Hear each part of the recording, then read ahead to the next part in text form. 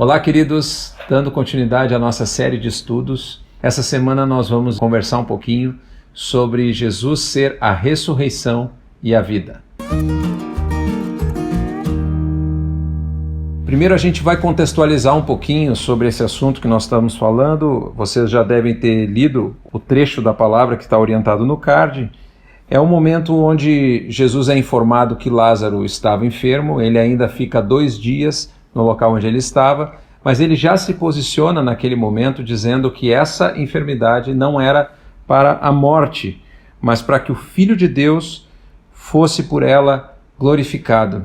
E o que tu acha aí, Jonatas? Tu como médico, se tu recebe a notícia de que alguém está enfermo, tu fica mais 2 dias sem socorrer a pessoa? O que tu acha? Como médico é difícil, né? Sempre os pedidos de ajuda sempre são urgentes. Hoje em dia é cada vez mais urgente. Então se a gente fica às vezes 2 dias sem responder um WhatsApp de um paciente, já fica ruim, ainda mais um paciente que realmente está doente.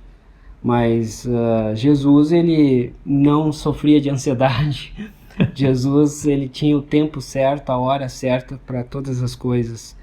E ele também sabia que essa enfermidade não seria para a morte, para a tristeza, e sim para glorificar ele.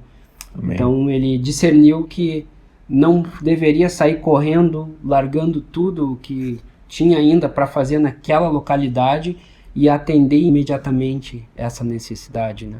Sim. É um aprendizado para nós, né, de discípulos, depender do Espírito Santo, porque muitas vezes no nosso dia chegam muitas necessidades e às vezes a gente larga o que está fazendo e vai atender a necessidade e nem pergunta para o Senhor se é esse o melhor momento de atender essa necessidade. Sim. Então eu penso que até nisso, num momento crítico desse, Jesus estava dependendo do Pai e sabia a hora e o tempo certo de agir. Amém. E antes nós estávamos conversando aqui sobre todo o contexto, né, e dá a entender que os discípulos receberam também a notícia junto com Jesus de que Lázaro estava enfermo, e logo em seguida ele diz que o Lázaro adormeceu, mas que ele ia despertar. Então, no contexto daquelas pessoas, né, a gente estava conversando agora sobre isso assim, diz assim, bom, ele estava enfermo, agora está dormindo, então está tudo bem. Se ele está dormindo, então está bem, né? Aí Jesus teve que dizer claramente para eles, Lázaro morreu. No versículo 15 ele fala assim, para o vosso bem estou alegre por não ter estado lá, para que agora possais crer, sendo assim vamos ter com ele. Ou seja, Lázaro morreu e Jesus estava alegre porque ele não estava lá, porque havia uma oportunidade de manifestar algo diferente, que os discípulos iriam entender depois melhor sobre ressurreição. Mas essa enfermidade de Lázaro leva a entender aqui que ele não tinha uma enfermidade crônica que foi aos poucos deteriorando e ele estava agora então e morreu. Provavelmente ele teve realmente uma doença que ele acabou falecendo muito rápido. E se Jesus estivesse em Betânia, como muitas vezes ele estava lá, era um local onde ele visitava, ele era amigo de Lázaro e das suas irmãs, provavelmente na primeira febre ou manifestação de doença haveria cura dessa enfermidade. Sim. E nesse momento Jesus ele estava com outros planos. Ele tinha outros planos maiores para os discípulos. Isso, que incluía nós, né? Exatamente. Incluía nós. E isso é fato mesmo, a gente consegue ver, porque a forma como Marta e como Maria abordam Jesus é exatamente a mesma. Né? Elas dizem, Senhor, se tu estivesse aqui, nosso irmão não teria morrido. Então é isso que aconteceria. Elas tinham certeza de que se Jesus estivesse lá naquele momento, quando ele ficou enfermo, Jesus teria resolvido. E Marta ainda tem uma atitude de fé que vai um pouco além.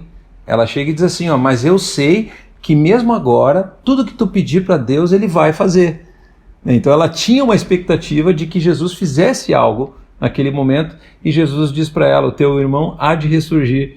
E aí parece que ela dá uma retrocedida assim na empolgação dela, quando Jesus diz, teu irmão há de ressurgir, ela replicou, eu sei que ele há de ressurgir na ressurreição, no último dia. Ou seja, ela olhou só lá para o final, ela não fazia ideia do que Jesus ia de fato fazer logo em seguida ali. E fica claro que ainda havia uma barreira em relação à morte. Jesus já tinha operado milagres, já tinha curado enfermos, mas a morte era algo que realmente os discípulos não acreditavam que uma pessoa poderia realmente ressuscitar.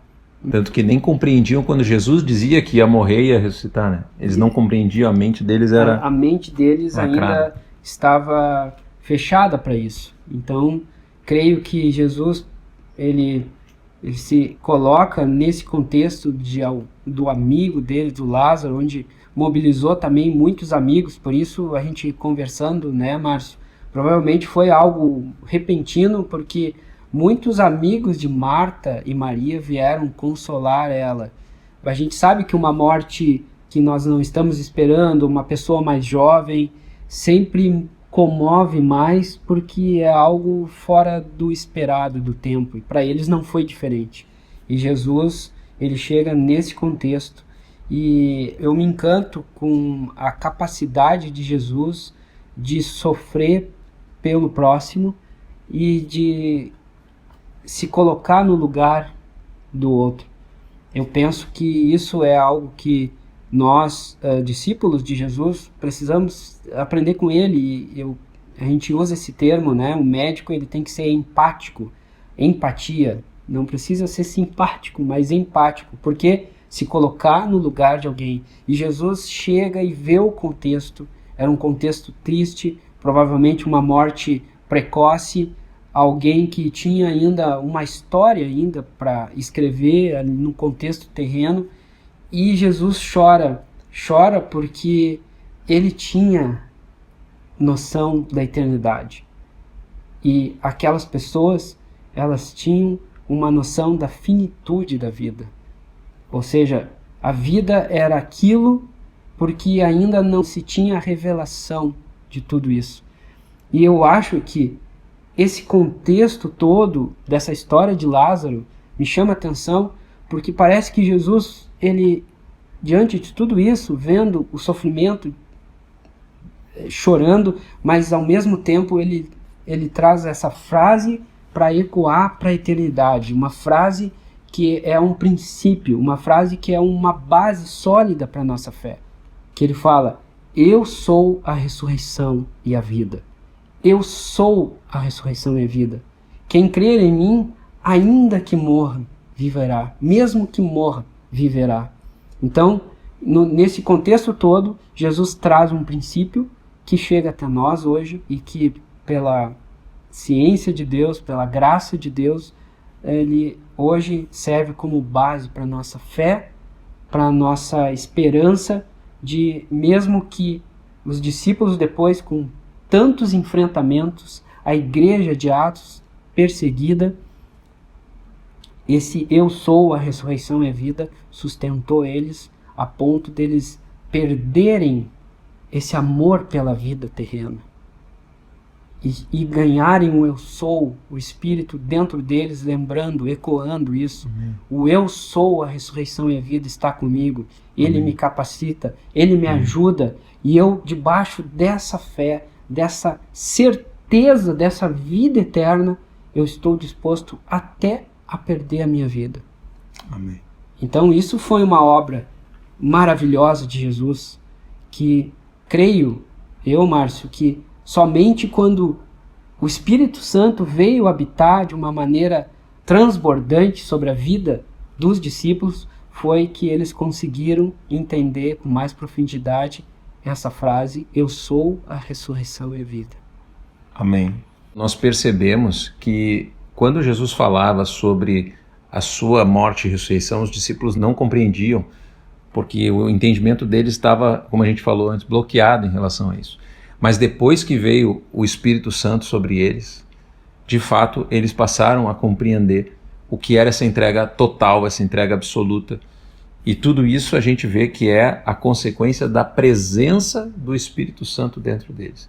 E isso faz com que a gente experimente a ressurreição de Jesus, não somente lá no dia da nossa ressurreição, onde vamos receber novos corpos iguais ao dele, mas no nosso dia a dia hoje, uma vida livres do pecado.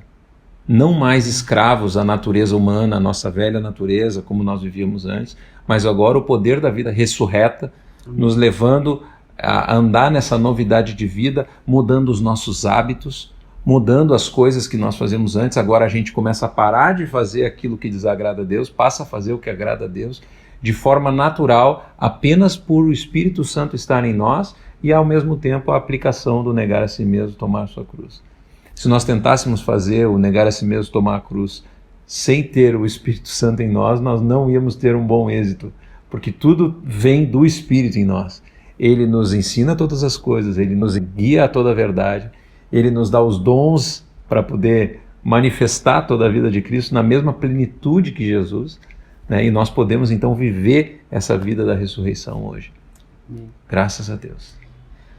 Graças a Deus, porque o eu sou, a ressurreição e vida, está em nós, habita em nós e quer manifestar de uma maneira que essa ressurreição e a vida transmita a cada um que cruze o nosso caminho uma perspectiva de eternidade. Amém. Essa vida ressurreta, ela nos traz uma dimensão de que cada passo que a gente dá aqui na Terra, ele pode ter uma repercussão na eternidade para cooperar com o propósito de Deus na vida daqueles que nos cercam.